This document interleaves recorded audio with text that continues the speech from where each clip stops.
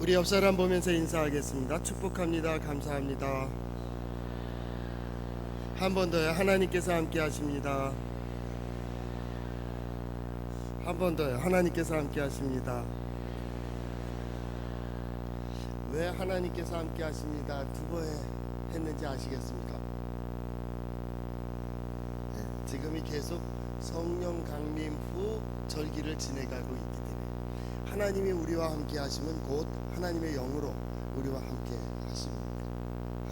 하나님께서 함께 하십니다 라는 말은 영이신 하나님 성령께서 우리와 함께 하신다는 의미도 통하게 됩니다. 우리 다시 한번 하나님께서 함께 하십니다.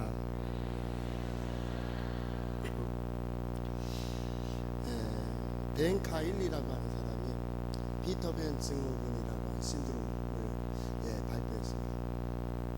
그것은 뭐냐면 어른인데 몸은 어른인데 마음과 생각은 어린 거예요. 겉은 다 컸어요. 그런데 그 생각하는 것이나 결단하는 것이나 행동하는 것이나 보면 이게 어린아이 같단 말이죠. 길게 생각하지 못하고 깊게 생각하지 못하고 어떤 의미에서 보면 무책임하고 현실을 떠나고 꿈속으로 가고 싶고 이상으로 가고 싶고 그냥 피하고 싶은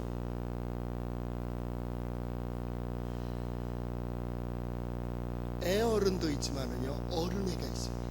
어른애가 있어요. 60이 되고 70이 되고 심지어는 80이 됐는데도 애요.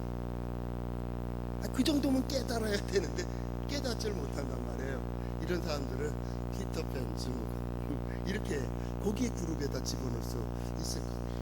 성장하지 않습니다. 성장하는데 가장 중요한 것은 뭐냐? 배움입니다. 많이 보고 많이 생각하고 많이 듣고 깨닫고 그리고 경험을 가지게 되는 겁니다. 그러면서 사람은 성장하게 되어 있습니다. 우리는 하나님의 말씀을 들으며 성장합니다. 한번 따라해 볼까요? 하나님의 말씀인 성경은 나의 신앙이요 나의 고백입니다. 하나님의 말씀은 능하지 못하심이 없나이다. 주여 내게 무슨 말씀을 하려 하시나이까? 나는 주의 백성이오니 말씀대로 이루어지리이다. 말씀대로 그대로 이루어지는 여러분의 삶이 될 수 있기를 바랍니다.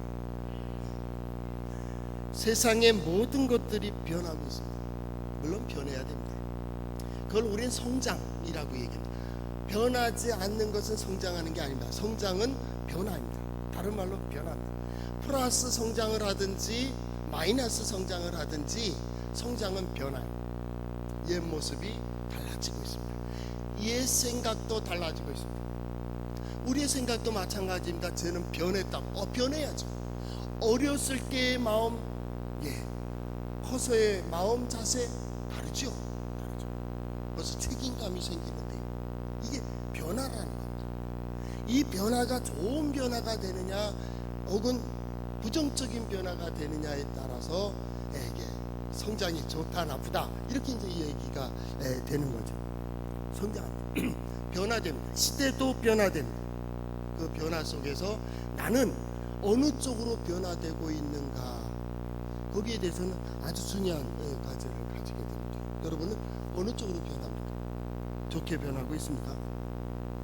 아니면 과거보다 나쁘게 변화되고 있습니다. 일단 하나님의 역사가 함께 있는 또 함께하는 성도들의 변화에는 늘 긍정적이에요. 우리가 하나님 앞에 예배하고 기도하고 찬양하고 말씀을 들으며 우리는 하나님 앞에서 누구를 생각하냐면 하나님의 뜻을 생각해요. 그분의 뜻.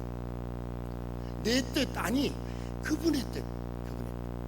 그가 내게 보여주시고 들려주시고 깨닫게 해주시고 내 마음을 이끌어 가실 때 과연 나는 어디에 서야 되며 무엇을 해야 될까를 생각한다.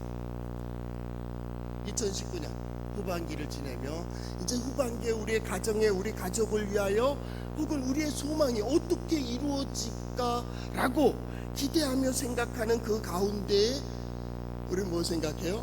하나님의 뜻이 뭔가를 생각한다. 그나마 똑같이 살아가고 있는 이 세상에서 믿음의 사람들에게 소망이 있는 이유가 뭐냐면 바로 거기에 있습니다. 하나님의 역사가 그와 함께하고 있다. 그래서 다른 거예요. 우리의 자녀들을 양육하면서 과연 무엇에 초점을 맞출까라는 겁니다. 변하는 세상에서 과거의 기술 또 바뀌어요. 또 바뀌어. 저는 하고 싶은, 만약에 내가 기술에 대한, 공학에 대한 재능을 가지고 있다면 배우고 싶은 게 뭐냐면 자동차예요. 자동차 정비하는 데 가면 그분들 아저씨 그 기사들 하는 거 보면 참 신기해요. 어떻게 그렇게 잘 아느냐고. 그래서 가는 데마다 물어본다. 당신 부속만 있으면 자동차 만들어내지 않냐고. 그랬더니 부속을 떼갖고 조립하는 건 한대요.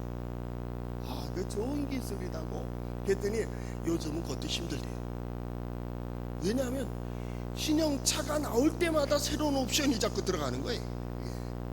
옛날엔 손과 힘으로 막 고쳐댔는데 지금 머리를 쓰지 않으면 안 돼. 이게 컴퓨터가 시스템화 됐다니까요. 딱 누르면 지가 알아서 다 가요. 차선 넘지 않게 해도 하고요. 경고음이 울리기도 하고요. 앞에 차가 있으면 이 차가 멈추고요. 그게 시스템이란 말입니다. 옛날엔 아니에요. 엔진 뜯어 고치고 벨트 갈아주고 타이어 갈아주면 끝났다니까. 이렇게 변하고 있어요. 지식도 변해요. 지식이 안 변할 줄 알았어요. 우리가 가지고 있는 지식도 변하고 환경도 변하고 문화도 변하고 심지어 법도 바뀌어요. 법은 안 바뀌어야 되잖아요. 우리 상식으로. 그래야 살지. 근데 법도 바뀐다니까요. 다 바뀌어요. 바뀌는 세상에서 우리는 과연 어떻게 살 거냐. 역사라는 겁니다. 역사. 오늘 우리는 역사서를 보는 겁니다. 사무엘서는 역사서입니다. 그 역사는 한 점에 이루어지는 게 아니에요. 왜 이런 일이 이루어졌을까? 전체를 봐야 돼요. 전체. 단순히 하나님께 기도했기 때문에 에베네셀이 되는 게 아니에요. 성경의 종교는 마술이 아니에요. 미신도 아니에요. 어제까지 이러다 오늘 이러니까 싹 바뀌는 그런 경우 없어요. 성경은 역사를 얘기하고 있어요. 우리 하나님은 역사 속의 하나님이 아니 역사를 창조하신 하나님이. 그래서 다 원인과 결과가 있어요. 이유 있다. 모든 역사에는 이유가 있다. 그리고 모든 역사를 주관하시는 이는 하나님이시라는 거예요. 우리는 그렇게 믿어요. 하나님이 그렇게 역사하신다고. 그렇기 때문에 믿음이라는 게 뭐예요? 성령의 역사가 뭐예요? 깨닫게 하시는 거예요. 믿음이 뭐예요? 하나님의 역사를 보여주시기에 보는 거예요. 보여주시는 대로 보는 거예요. 이게 믿음. 보고 싶은 대로 보는 거 불신앙. 그렇게 되는 거예요. 사람들은 보고 싶은 대로 본다니까요. 책을 보더라도요, 자기 원하는 차트만 봐요. 전체를 봐야 되는데 부분만 보고 있다고. 이 사람을 볼 때에도 마찬가지입니다. 자기 관점에서 다 보고 있어요. 심지어는 그것이 신앙 안에 들어와 가지고 종교 생활하며 내 마음대로 내 생각대로 내 뜻대로가 되어 있다고. 성령 강림 후 다섯째 주. 성령의 역사는 첫째는 깨닫게 하시는 거예요. 서기에서 우리 축도할 때 있잖아요. 성령의 감화 감동케 하시는 거. 또 하나요. 감화 감동이 뭐예요? 야, 이거 아니야? 이거 아니야? 하나님이 우리와 함께 하시면 영으로 함께 하시는 거예요. 그 하나님이 어떻게 해요? 우리를 다 보혜사 이 파라클레토스랍니다. 곁으로 부르셨다 그 말이에요. 옆에다 불러놓고 야, 그렇지 않아?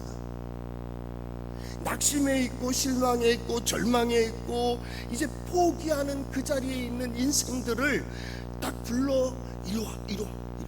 거기서는 안 보여. 뭐라고? 이사야서 41장에서도 마찬가지입니다. 내가 땅 끝에 있을 때 너를 붙들고 거기서 내가 너를 불렀다 하겠습니다. 저 땅 끝에 있을 때 너는 나를 몰라 못 봤다니까요. 근데 하나님께서 세우셨어요. 하나님께서 부르셨어요. 그리고 오늘 이 자리에 있는 거예요. 생각해 보세요. 예수 믿기 이전 10년 전, 20년 전을 생각해 보라고. 내가 오늘 이 시간 이 자리에 여기 있을 만한 사람인가? 그럴 수 없죠. 잘 나갔는데요. 잘 나갔는데요. 우리 흔히들 왕년에 나도 잘 나갔었는데, 왕년의 과거를 자랑하는 사람은 지금 허무함을 느끼고 있는 겁니다. 허무함과 허무함입니다. 그래서 이 노인들에 관한 책, 고령화에 관한 책들을 보면 백세 아무개 이렇게 거기에 과거에 대해서 너무 자랑하지 마라. 과거에 대해서 마음을 너무 두지 마라. 그리고 오늘을 살으라는 거예요.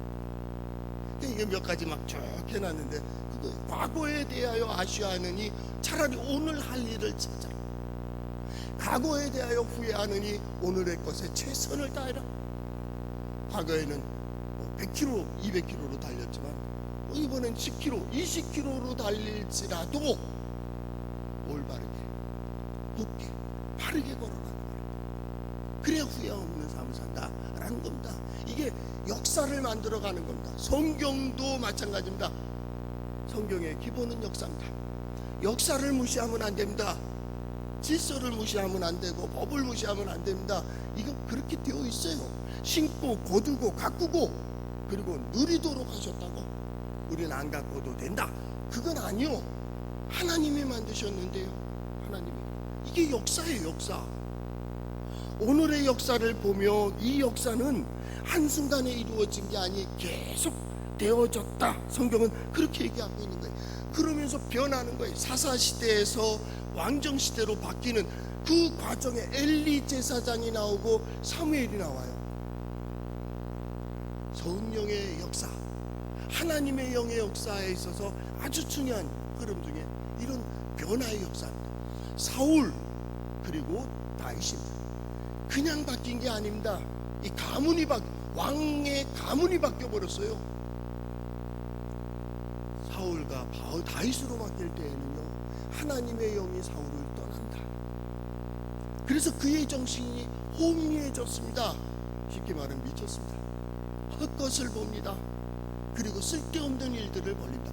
그러나 다윗은 점점 또 사람들과 하나님 앞에 사랑을 받았다라고 성경은 그렇게 기록이 되어 있습니다. 마찬가지입니다. 오늘 성경 말씀을 보는 것도 대단한 전환을 가지고 있습니다. 사사기 시대에서 왕정의 시대로 갑니다. 그들은 늘 불평했습니다. 우리는 왕이 없으니까 각자 잘 살면 되는 겁니다. 각 집안이 잘 되면 됩니다. 남이 어떻게 되면 나만 잘 되면 됩니다. 그렇게 생각했습니다. 그리고 뭐 안 되는 일이 있으면 우리 민족은 안 돼, 우리나라는 안 돼, 왕이 없어서 안 돼, 12지파가 뿔뿔이 흩어졌기 때문에 안 돼, 이러니까 우리는 안 돼. 그 주변의 부족들은 철기 문화를 가지고 있었습니다. 블레셋도 그렇고 그 외 지방에서도 철기를 가지고 있었어요. 칼이 있었고 창이 있었고 그랬습니다. 그걸로 때가 되면, 추수 때가 되면 와서 그 모든 걸 가져갑니다. 같이 갈 때 농산물뿐만 아니라 철로 된, 쇠붙이로 된 건 다 가져갔습니다. 무기를 만들까 봐. 그런데 그들의 농기구는 다 나무입니다. 돌이나 나무로 되어 있고, 이들이 전쟁에 나갈 때는요, 몽댕이하고 돌을 가지고 옵니다. 그리고 싸우는 거예요. 그게 이스라엘의 상황입니다.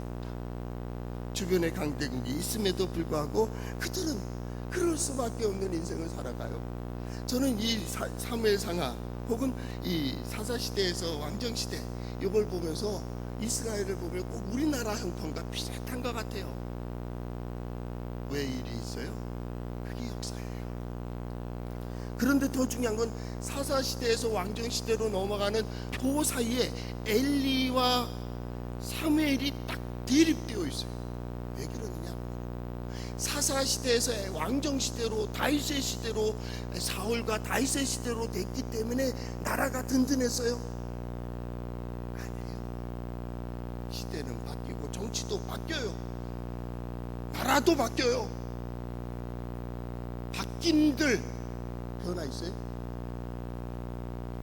세상은 그렇게 변하게 되어 있습니다. 해 아래 새 것은 없어요. 해 아래 모든 것들은 낡아지게 되어 있고 변하게 되어 있고 그렇게 되어 있습니다. 심지어는 그 모든 법까지 바뀌었다니까요. 그러나 해 위에가 있습니다. 하나님의 뜻은 변하지 않습니다. 하나님의 말씀도 변하지 않습니다. 하나님의 법칙도 바뀌지 않습니다. 우리 아이들에게 지식을 가르칩니다. 지식은 이미 죽은 과거입니다. 과거의 경험을 가르치고 있는 겁니다. 거기서 더 중요한 것, 지식을 얻은 자가 지혜롭다면 거기서 교훈을 얻는 겁니다. 그래서 지식이 필요한 겁니다. 지혜 없는 자의 지식은 어리석은 휴지통에 휴지 집어넣는 겁니다. 아무리 좋은 걸 집어넣어도 휴지입니다. 그러나 지혜를 가지고 있다면 그것은 휴지가 아닙니다. 그것은 좋은 자료가 되고 좋은 방법이 됩니다. 왜냐하면 지식도 바뀌기 때문입니다. 엘리의 아들들이 있었습니다. 그 엘리의 아들들은 제멋대로 자랐습니다. 제 뜻대로 자랐고 그렇게 양육했습니다. 너 좋은 대로, 너 좋은 대로. 대제사장, 제사장의 아들입니다. 종교적으로 굉장한 권리와 특권을 누리고 있고, 제사장이 누굽니까? 하나님을 섬기는 법을 잘 아는 사람들이었습니다. 그런데 2장 11절 12절 말씀에 보면 엘리의 아들들이 행실이 나빠 여호와를 알지 못했다 그랬습니다. 하늘의 뜻을 생각하지 않았습니다. 하나님을 생각하지 않았습니다. 행실이 나빠 여호와를 알지 못했다. 생활을 배우지 못했어요. 마땅히 행할 바를 배우지 못했어요. 마땅히 서야 될 자리에 서야 돼요. 그래야 진리가 보여요. 그래야 왜 우리가 이렇게 살아야 되는지 알아요. 가정에서도 마찬가지입니다. 남편은 남편의 자리, 아내는 아내의 자리에 서야 됩니다. 자녀는 자녀의 자리, 부모는 부모의 자리를 지켜줘야 됩니다. 그래야 하나님께서 이 가정을 얼마나 복되게 만들어 주셨으며 우리 가정이 있어야 될 이유를 찾게 되는 거예요. 간혹 어리석은 자들이 밖에서 의미를 찾고 밖에서 기쁨을 찾으려고 하니 계속 허기진 겁니다. 그래서 번아웃, 탈진한, 채워지지 않는 거예요. 근본에 서야 됩니다. 기본에 서야 됩니다. 하나님께서 그렇게 만드셨습니다. 우리가 서야 될 자리가 어디며 무엇을 해야 될지를 그 자리에 서야 그것이 보입니다. 해보셨어요? 해봐야 깨달아지는 거예요. 그 자리까지 와야 됩니다. 행실이 나빠 여호와를 알지 못하니라. 그런데요, 우리는 그렇게 번역됐으니까 그렇게 첫째 해석하고요, 이것은 뒤에서부터 해석돼야 됩니다. 여호와를 알지 못하기 때문에 행실이 나빴습니다. 세상의 지식을 많이 가지고 있습니다. 부모에게 불효한 자들이 많습니다. 세상의 권력을 가지고 있습니다. 그러나 가정에서는 폭군인 사람들도 있습니다. 세상의 명예를 가지고 있으나 형제들 간에 인정받지 못하는 자도 있습니다. 가장 가까운 사람, 가장 잘하는 사람이 인정하지 않습니다. 누가 누구를 인정합니까? 누가 그를 봐야 되겠습니까? 하나님을 알지 못하니 삶이 엉망입니다. 많은 지식을 가지고, 많은 권력을 가지고, 많은 명예를 가지고, 많은 물질을 가지고 있다 한들 그것은 하나님 보시기에는 옳지 않다 말입니다. 그들이 어땠습니까? 성경에 보면은 그들의 행위가 악함으로 하나님께서 그들을 멸하기로 작정을 하십니다. 죄가 가득 찼습니다. 엘리가 아들을 책망합니다. 아들아, 사람에게 잘못됐을 때에는 하나님께서 용서해 줄 수 있지만 하나님께 잘못하면 네가 어디서 용서받을 수 있겠는가? 그러나 아들들은 그것을 듣지 않았습니다. 그들이 자기 아버지의 말을 듣지 아니하였으니 이는 여호와께서 그를 죽이기로 뜻하셨다. 결국 스스로 죽음의 길을 간다. 엘리의 아들들은 행실이 나빠 여호와를 알지 못했습니다. 그런데 그 시대에 하나님께서 또 한 사람을 찾으셨습니다. 사무엘입니다. 사무엘은 성경에 보니까 그 아이는 제사장 엘리 앞에서 여호와를 섬기니라 하겠습니다. 섬기니라. 하나님을 섬기는 법을 알고 있었습니다. 제사장 누굽니까? 하나님을 섬기는 법을 잘 아는 사람입니다. 그때입니다. 시대는 그렇게 가고 있었습니다. 사무엘이 성장하면서 여호와와 사람들에게 더욱 은총을 받아가고 있습니다. 한쪽은 시들어가고 있습니다. 한쪽은 성장해 가고 있습니다. 그 시대, 오늘 성경 본문이 있는 사무엘상 3장 1절이 이렇게 시작됐습니다. 그때 여호와의 말씀이 희귀하여 이상이 보이지 않았더라. 하나님의 말씀이 희귀했다는 거예요. 진정 하나님의 말씀을 들을 때가 없는 거예요. 선지자는 말했습니다.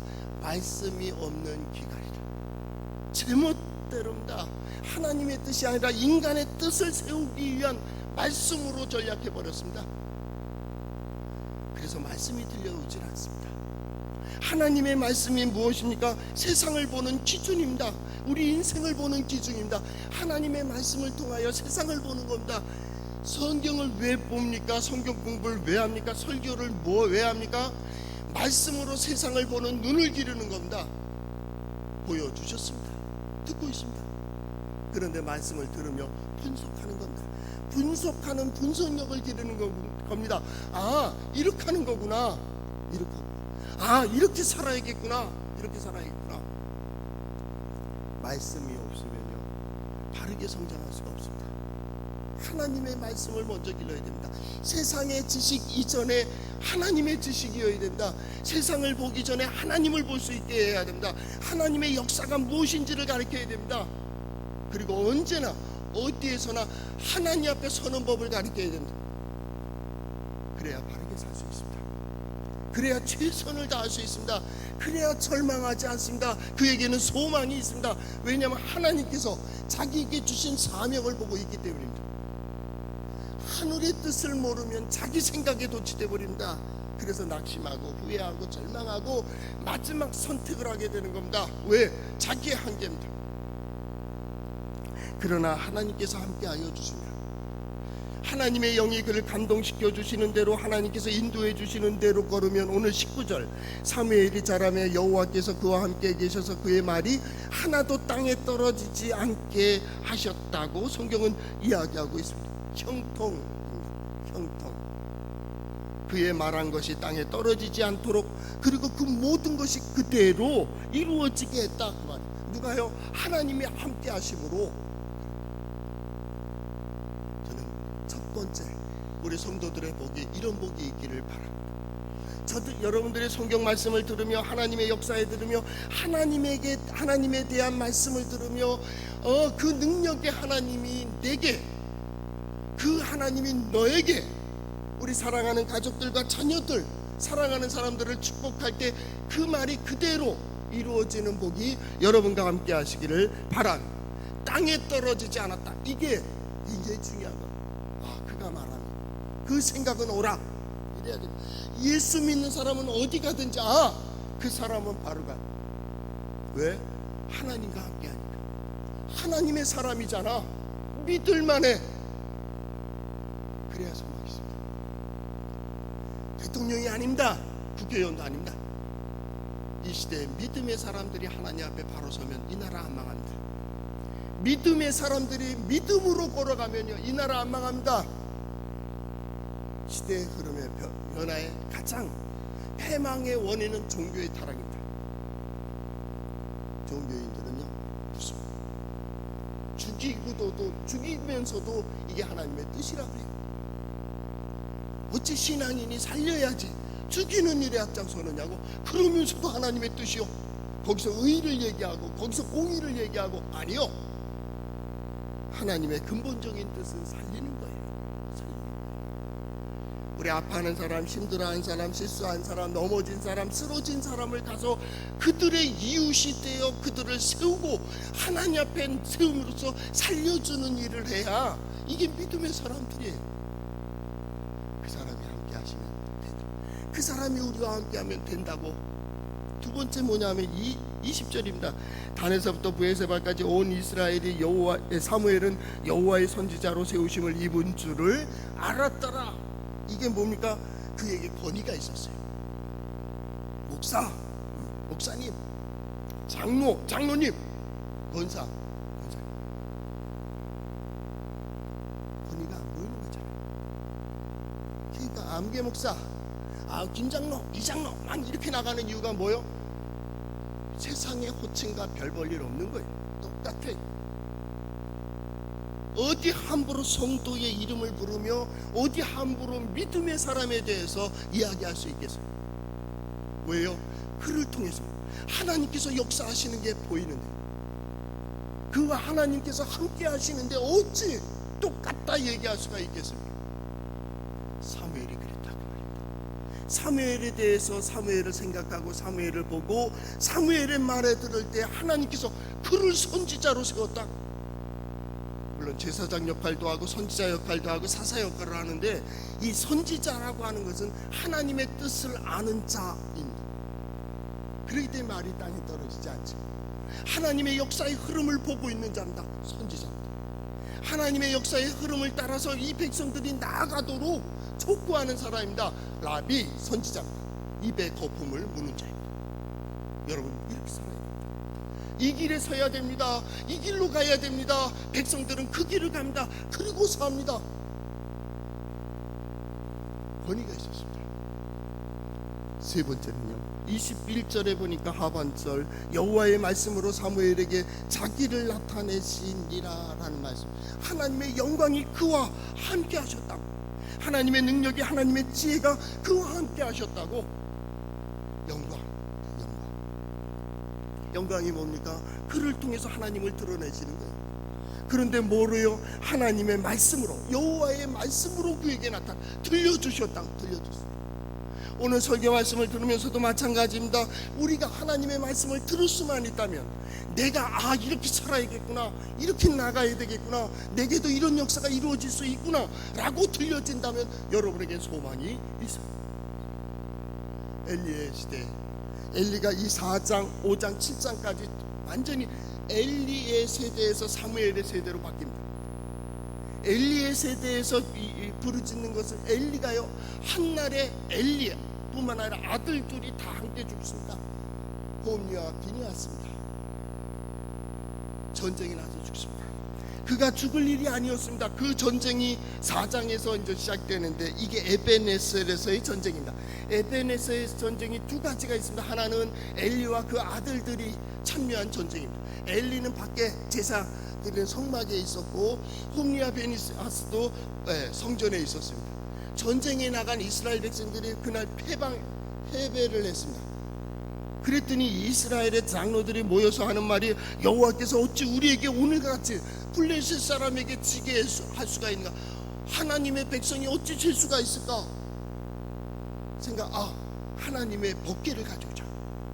그래서 사람을 보내가지고 법궤를 가져오게 합니다. 법궤를 가져올 때 누가 가져오냐면 홈리와 비니하스가, 제사장의 아들들이 그걸 주동이 돼서 가져오게 됩니다. 그리고 싸웠습니다.